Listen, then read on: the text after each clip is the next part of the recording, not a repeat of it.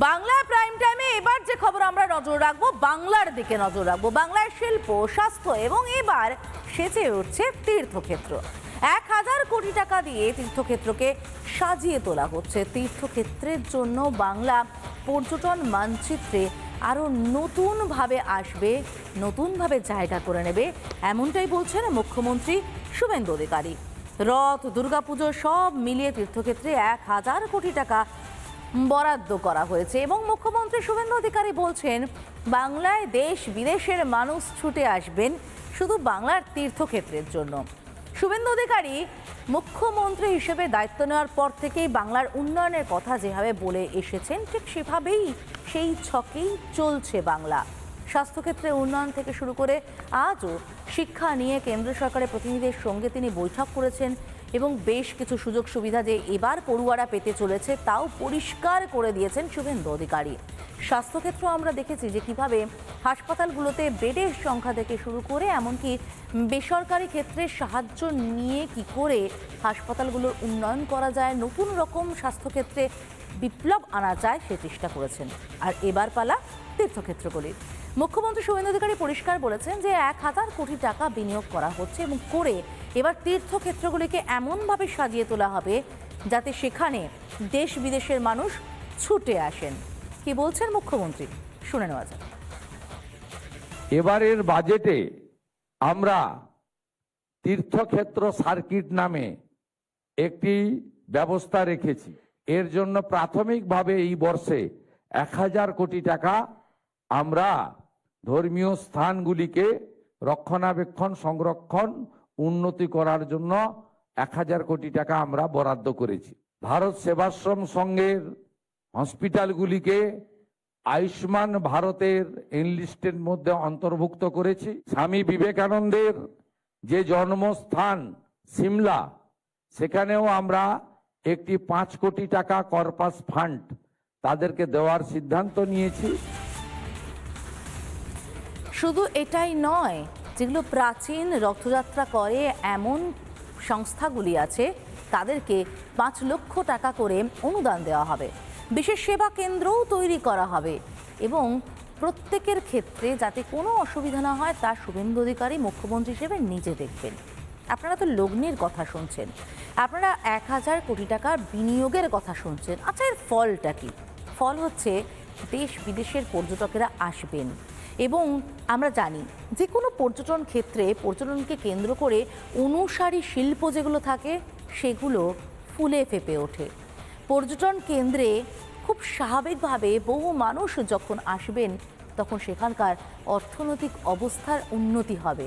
সেখানকার যারা বেকার যুবক যুবতী তারা বিভিন্ন কাজ করে অনুসারী শিল্পের মাধ্যমে, অনুসারী শিল্প কি না, একটা পর্যটন কেন্দ্রে যদি যান তাহলে দেখবেন সেখানে বিভিন্ন রকমের সেখানকার লোকশিল্প বিক্রি হয়, সেখানে বিভিন্ন রকমের খাবার দাবার বিক্রি হয়, স্থানীয় খাবার বিক্রি হয়।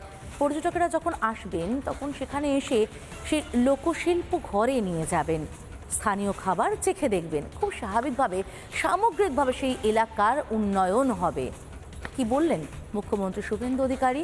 রথ কমিটিগুলোকে ঠিক কত টাকা করে দেওয়া হচ্ছে, কিভাবে যত্ন নেওয়া হচ্ছে, শুনুন। ঠাকুর শ্রী শ্রী রামকৃষ্ণ দেব সহ প্রভু শ্রী চৈতন্য দেব তারা এখানে আধ্যাত্মিক আন্দোলনের সূচনা করেছেন। এবারের রথযাত্রায় আমরা সক্রিয়ভাবে অংশগ্রহণের সিদ্ধান্ত নিয়েছি। 75টি ঐতিহ্যবাহী রথযাত্রার যে মেলা হয় সেখানে আমরা সেবা কেন্দ্র স্থাপন করার সিদ্ধান্ত নিয়েছি। প্রায় 60টি রথযাত্রা কমিটিকে আমরা 5 লক্ষ টাকা করে সরকারি সহায়তা আজকে প্রদান করব। পুরনো ঐতিহ্যবাহী রথগুলো রক্ষণাবেক্ষণ, সংস্কারের প্রয়োজন রয়েছে। কাঠের নির্মিত রথগুলিতে সংরক্ষণের প্রয়োজন রয়েছে। এবার 120 জগন্নাথ বলরাম সুভদ্রার রথ বেরোবে এবং তারই সঙ্গে বিশেষ ব্যবস্থার আয়োজন করা হয়েছে। পুরী থেকে মহাপ্রসাদ আনা হবে। কি বলছে কলকাতা ইসকন এবং গঙ্গাসাগর ইসকনের প্রতিনিধিরা, শুনুন। কিভাবে দেখছেন এই উদ্যোগটাকে? আমাদের খুব ভালো লাগছে। এরকম যদি আরও সহায়তা করে ইয়ে করে আমরা আরও ভালোভাবে আরও রথযাত্রা করতে পারবো। এটাতে উদ্যোগ অত্যন্ত সাধুবাদ জানাই আমরা। কারণ ভারতীয় যে কালচার এবং এই যে সংস্কৃতিটাকে ধরে রাখার জন্য এই সহযোগিতা আমাদেরকে অনেক সাহায্য করবে। কারণ প্রতিটা রথযাত্রা করতে গেলে কিছু আর্থিক সহায়তা যদি পাওয়া যায় সেটাকে আরও বৃহৎ আকারে করা যেতে পারে, এবং এটা আমরা রথগুলোকে সংরক্ষণ করা এবং অন্যান্য রথ উৎসবটাকে আরও শোভাযাত্রাকে আরও বাড়িয়ে ভারতীয় কালচারটাকে আরও যাতে মানুষের কাছে পৌঁছে দেওয়া যায় সেই চেষ্টা করব আমরা। শ্রাবণে তারকেশ্বর মেলা উপলক্ষে বিশেষ ব্যবস্থা নেওয়া হচ্ছে। এবার যারা জল বয়ে নিয়ে যান, অনেকটা পথ হেঁটে যান, তাদের জন্য ফুট ম্যাসাজ মেশিন আনা হচ্ছে। বেশ কতগুলি তাদের জল, খাবার এসবের বন্দোবস্ত করা হচ্ছে এবং পাশাপাশি তাদের মাথায় হেলিকপ্টার থেকে পুষ্পবৃষ্টি করা হবে। এবং এই যে ছবিটা দেখতে পাচ্ছেন, ঠিক এভাবেই কিন্তু তাদের সামনে লেজার শো তুলে ধরা হবে।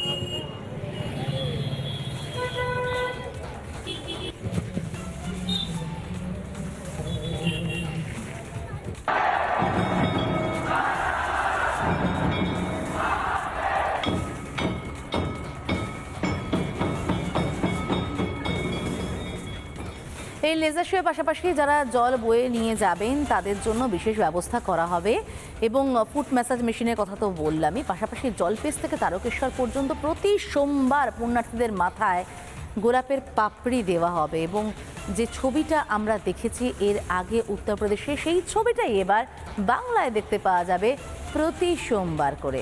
কি বলছেন এনি মুখ্যমন্ত্রী শুভেন্দু অধিকারী, শুনে নেব। আমরা এবারে শেওড়াফুলি থেকে তারকেশ্বর যাওয়ার পথে প্রতি 5 কিলোমিটার অন্তর অন্তর সেবা কেন্দ্র স্থাপন করছে সরকার এবং তারকেশ্বর ধামে আমরা প্রায় 15 কোটি টাকার কাজ করছি। শ্রাবণ মাসে পুলিশের সহায়তা ক্যাম্প, টেম্পোরারি মেডিকেল ক্যাম্প এবং তাদের রিফ্রেশমেন্টের জন্য জল, ওয়ারেস এবং রেস্ট প্লেস, বিশ্রামের জায়গা আমরা সেই ব্যবস্থাও করেছি। আধ্যাত্মিক চেতনার এই ভূমিতে আমরা সরকারি হেলিকপ্টার থেকে যারা জলযাত্রী যাবেন শ্রাবণ মাসের প্রত্যেকটি সোমবার তাদের উপরে পুষ্পবৃষ্টি, গোলাপ বৃষ্টি করারও সিদ্ধান্ত গ্রহণ করেছি যদি আবহাওয়া পারমিট করে। তবে তারকেশ্বরের এবার সবথেকে বড় আকর্ষণ নিঃসন্দেহে হতে চলেছে লেজার শো। আমরা একটা বিরতিতে যাওয়ার আগে সেই লেজার শো এর ছবিটা আরো একবার দেখতে দেখতে ছোট্ট একটা বিরতি নেব, নিয়ে ফিরে আসছি।